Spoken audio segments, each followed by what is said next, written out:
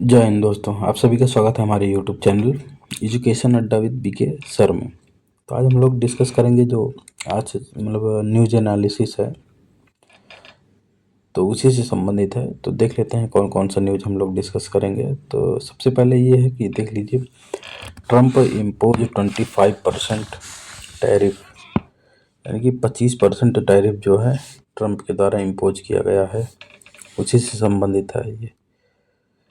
किस पर किया गया है? टैरिफ लगाया गया है जो इम्पोर्टेड कार है, यानी कि जो अमेरिका में आयात की जाती थी उन कारों पर।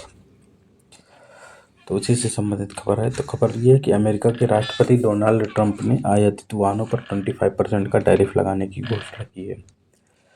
अब ये से जो अमेरिका ने यह निर्णय लिया है, इस निर्णय से क्या साबित होता है? तो अमेरिका का यह निर्णय जो है वैश्विक व्यापार युद्ध, यानी कि जो ग्लोबल ट्रेड वार चल रहा है, उसको और बढ़ा सकता है। इसके साथ ही साथ जो अमेरिका का ये निर्णय लिया गया है, जो अमेरिका के सहयोगी देश हैं उनके द्वारा इसकी आलोचना की जा रही है अमेरिका के इस निर्णय की, और साथ ही साथ उसका प्रतिरोध भी जो है जताया जा रहा है, यानी कि उसको जो है प्रतिशोधी की धमकियां भी मिल रही हैं अमेरिका को। फिर अब आइए देख लेते हैं जो टैरिफ लगाया गया है ये कब से लगाया जाएगा, इसका प्रभाव क्या होगा, कब लागू किया जाएगा। तो टैरिफ का जो प्रभाव है वो नई दर जो है ये 3 अप्रैल से लागू होगा।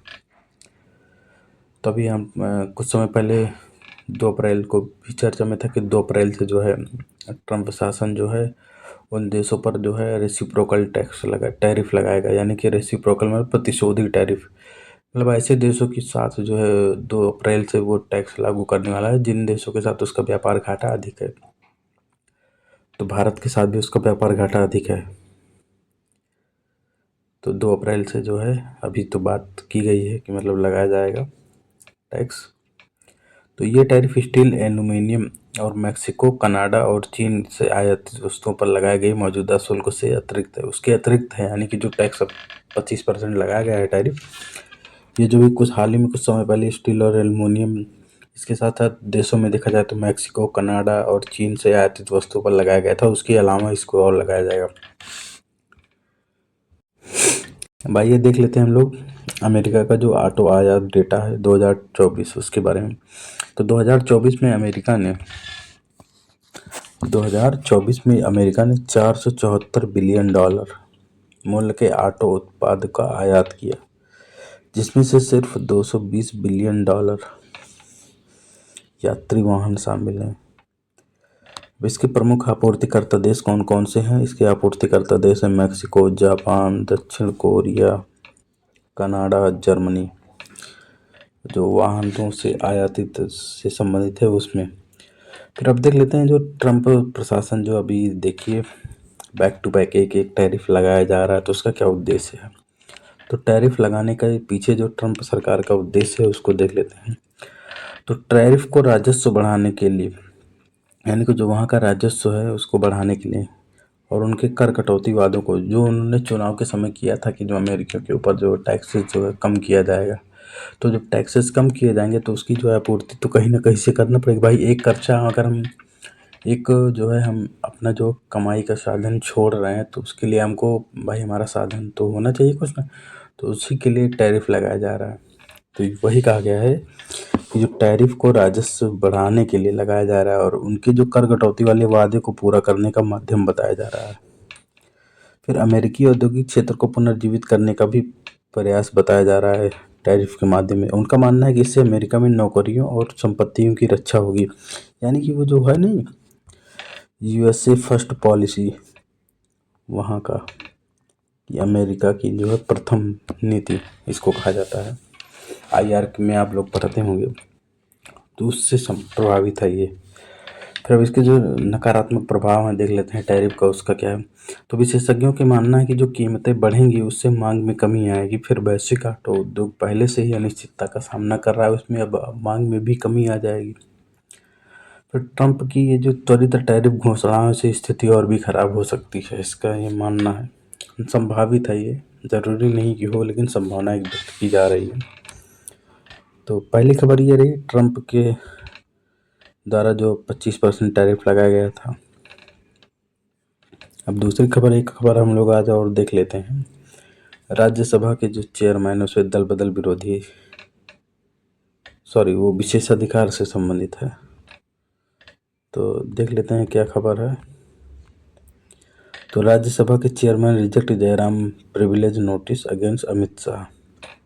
तो राज्यसभा के चेयरमैन मतलब उपराष्ट्रपति और राज्यसभा के सभापति, तो खबर क्या है देख लेते हैं। उपराष्ट्रपति और राज्यसभा के अध्यक्ष जगदीप धनखड़ ने गृह मंत्री अमित शाह के खिलाफ जो विशेषाधिकार प्रस्ताव को खारिज कर दिया, उससे संबंधित है ये।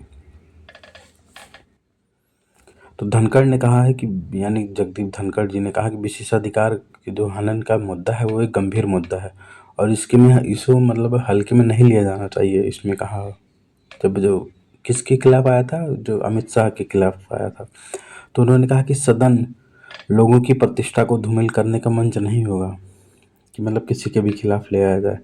उन्होंने 1998 में बनी नैतिकता समिति और एस.बी. चौहान समिति की रिपोर्ट का हवाला देते हुए कहा कि सांसदों को संसद की गरिमा बनाए रखते हुए आचरण करना चाहिए, न कि जो है गैर जिम्मेदाराना तरीके से किया जाता। विशेषाधिकार प्रस्ताव से संबंधित विषयों के बारे में देख लेते हैं।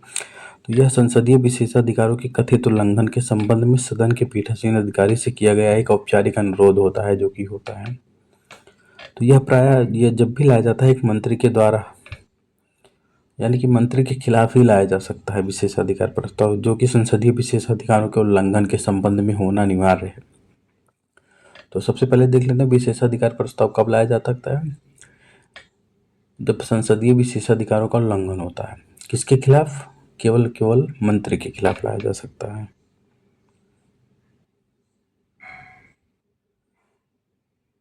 मंत्री के खिलाफ और मंत्री द्वारा ही लाया जा सकता है।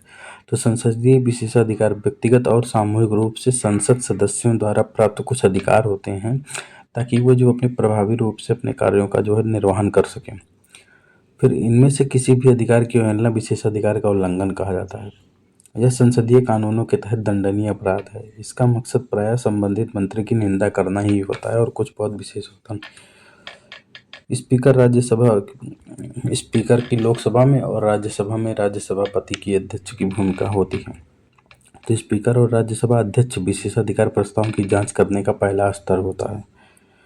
तो स्पीकर और अध्यक्ष विशेषाधिकार प्रस्ताव पर स्वयं निर्णय ले सकता है या इसी संसदीय विशेषाधिकार की जो संबंधित कमेटी होती है उसको सौंप सकता है।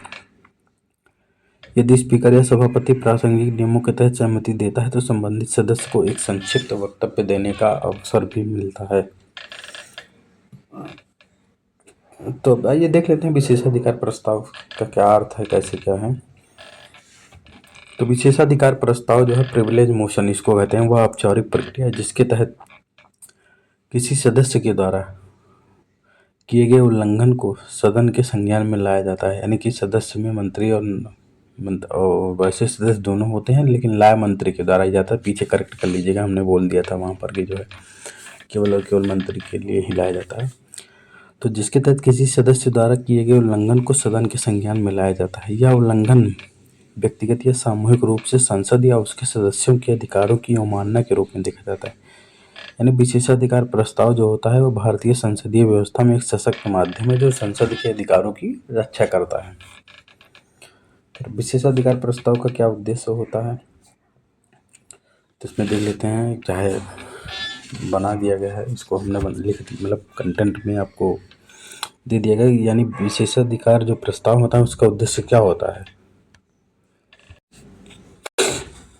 तो इसका सबसे पहला उद्देश्य ये होता है कि संसदीय जो गरिमा होती है उसकी रक्षा करना। यानी कि इसका जो उद्देश्य संसद की गरिमा, स्वतंत्रता और अधिकारों को बनाए रखना ही इसकी पहला उद्देश्य है। दूसरा ये होता है कि जो संसद के सदस्य होते हैं उनकी स्वतंत्रता का निर्धारण करना, स्वतंत्रता सुनिश्चित करना कि सांसद स्वतंत्र रूप से बिना किसी दबाव या हस्तक्षेप के अपना कार्य कर सकें, ये होता है। इसके साथ ही साथ ये होता है तीसरा, इसमें देख लेते हैं कि सदन में जो आचरण करते हैं उसकी निगरानी। तो विशेषाधिकार यानी आचरण पर निगरानी, विशेषाधिकार प्रस्ताव के माध्यम से किसी भी सदस्य, मंत्री या अधिकारी के आचरण की जांच की जा सकती है यदि वह संसदीय कार्यवाही में बाधा उत्पन्न करता है तब। फिर इससे लोकतांत्रिक प्रक्रिया की रक्षा कैसे होती है, यह संसद की स्वायत्तता और लोकतांत्रिक परंपराओं को बनाए रखने का एक माध्यम है। यह प्रस्ताव संसद की कार्यवाही की गरिमा और स्वतंत्रता को बनाए रखने में मदद करती है। तो ये है विशेषाधिकार प्रस्ताव का मतलब क्या है, फिर विशेषाधिकार प्रस्ताव का क्या उद्देश्य होता है कि जरूरी क्यों है विशेषाधिकार प्रस्ताव। तो संसदीय गरिमा की रक्षा करना, सदस्यों की स्वतंत्रता सुनिश्चित करना, उसके आचरणों पर निगरानी करना, लोकतांत्रिक प्रक्रिया के रक्षण। फिर आइए देख लेते हैं कह सकते हैं न्यूज। तो न्यूज के बारे में, India's 2029 and 30 nuclear energy target increases. तो उसी से संबंधित खबर था। तो आइए देख लेते हैं ये खबर क्या है। तो ये जो मैप है इसको आप लोग देख लीजिएगा। तो इसमें देखिए भारत का मैप दिया गया है। इसमें कौन कौन से जो है न्यूक्लियर प्लांट कहाँ पर लगाए गए हैं, न्यूक्लियर पावर प्लांट जो कार्यरत हैं इंडिया में। तो जैसे आप लोग देखिए नरौरा सुनते होंगे आप लोग, यूपी में है, नरौरा हो गया। फिर कलपक्कम आप लोग सुने होंगे, कुडानुकलम सुने होंगे, कहेगा कर्नाटक में सुने होंगे। फिर तापी गुजरात में आप लोग सुने होंगे, कोटा राजस्थान में भी है। तो इसको आप लोग देख लीजिएगा। तो आज के लिए बस इतना ही। बाकी हमारे यूट्यूब चैनल को आप लोग सब्सक्राइब कर लीजिए, लाइक कमेंट शेयर करिए। ये हमारा यूट्यूब चैनल है, इसी नाम से मेरा टेलीग्राम चैनल है। उसको जो है हम अपने कमेंट बॉक्स में पिन कर देंगे, बाकी डिस्क्रिप्शन बॉक्स में मिल जाएगा आपको टेलीग्राम चैनल का लिंक, और व्हाट्सएप का भी लिंक मैं दे दूंगा उसमें। तो आप लोग जुड़ सकते हैं, वहाँ से आपको पीपीटी ये मिल जाएगी आपको। धन्यवाद।